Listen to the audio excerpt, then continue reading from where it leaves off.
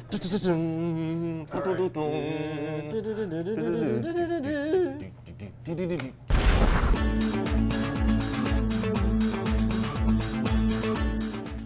Hotline TV, everybody. I'm John Mercurio. And I'm Quinn McCord. Well, the first fundraising quarter of the year has ended for Senate candidates and House candidates, but we don't care about them.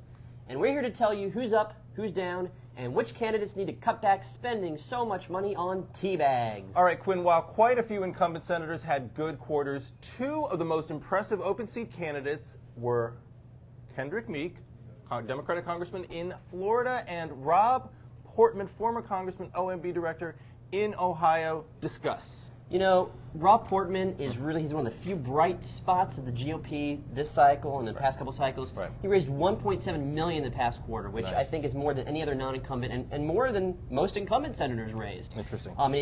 So far he's got a clear primary field that's probably not going to last much longer, but it's really a great start for him compared to the Democrats, some of whom we'll talk about later in Ohio. And Kendrick Meek, I mean, you know, he has positioned himself as the front runner in Florida on the Democratic side. He raised $1.5 million. Some of that was with Bill Clinton's help, but I mean that's impressive money for a House candidate. He's got to raise a lot more money though. If Charlie Crist gets into this race, we'll be seeing, I think, a dramatic upheaval in the dynamics and the landscape of that. All right, worst fundraising. Well, we have several people we want to discuss in this category. I mean, you've got folks like David Vitter and Richard Burr, both of whom raised around $700,000 for the quarter, which for an incumbent senator isn't that great. Paul Hodes in New Hampshire, he's the only announced candidate for the Senate seat in New Hampshire. Considered sort of the front runner right now in that race on both sides. He's the only person running. He raised like $300,000. Ouch. The good news for all those people is that, you know, they're the only announced candidates. They have no one running against them. Okay. So, you know, yes, you could argue that they can just sort of sit back and relax, but really they should be stockpiling money to sort of scare off any potential challenger because they all could get real races. Anybody else? Well, I mean, we have to discuss Jim Bunning. We do. I mean, he's very endangered. He only raised, you know, on the order of like $260,000. I mean, I raised $260,000 last year, over the past 3 months. That's more than like the house you own, I think, and that's how much it's worth. And of course, Roland Burris, who, you know, we don't have numbers for him, but he said he's not fundraising this quarter, so.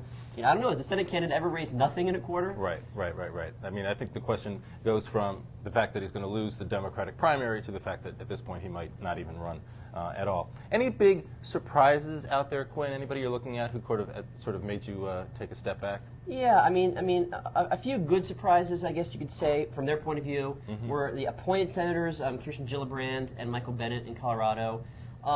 You know, they've never had to run statewide before. Michael Bennet hasn't run for anything before. He raised well over $1 million. She raised over $2 million.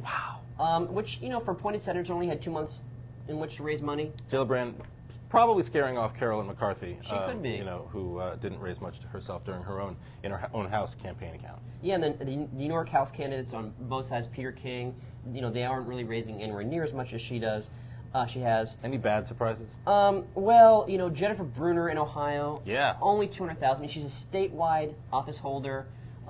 Was kind of seen as, you know, one of the two top-tier Democrats, along with Lee Fisher, lieutenant governor. Right. He raised $1 million. She raised $200,000. Ouch. And that's going to hurt her with Emily's list, right? I mean, they were waiting to see her fundraising this quarter, and if that's what she's going to be showing, maybe not going to even get support from a very key group. I mean, Bruner's the type of candidate that you would think Emily's list would automatically endorse. Right, but apparently not. Yeah. Interesting. Roy Blunt in Missouri. $560,000. Oh, $560,000! Come on. For a sitting House member who was a member of leadership, and now, you know, he and others claim that they only raised money for part of the quarter. But I mean, for candidates like him, and they really should have had the apparatus in place that, you know, from the moment they announced, they should have had a big burst of money coming in. Yes, he's stuck in D.C., but you know, he needs to reschedule his time better. He does have a primary though against Sarah Steelman. Well, we don't know yet. She's been very quiet recently. I mean, she was talking smack a lot. Right, but look, if he comes out with these relatively unimpressive fundraising reports, that could draw her in. When these fundraising reports come out, everybody sort of looks to another category, retirement watch. Anybody whose numbers are so off that, and by off I don't mean disappointing, but just sort of unexpectedly low, that we can sort of maybe put them on a list of people who may now be considered retirees. Well, Senator Tom Coburn from Oklahoma. Tom Coburn? I know, he only raised $17,000. $17,000? Only $57,000 on hand. I know.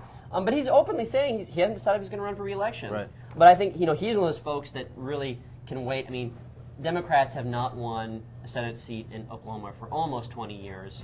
On the federal level, it's just become a very Republican state. So he's pretty confident. I think he's thinking that, unlike some of these other people, he doesn't have to have a big stockpile to sort of scare off any potential Democratic challengers. He's not worried. Yeah. Wow. All right, we have no ending, so we're just going to wrap it right now for you guys. Thanks for watching Hotline TV. We'll see you next time. And this is Quinn McCord, and I'm John Mercurio. Bye-bye. Nice to see you.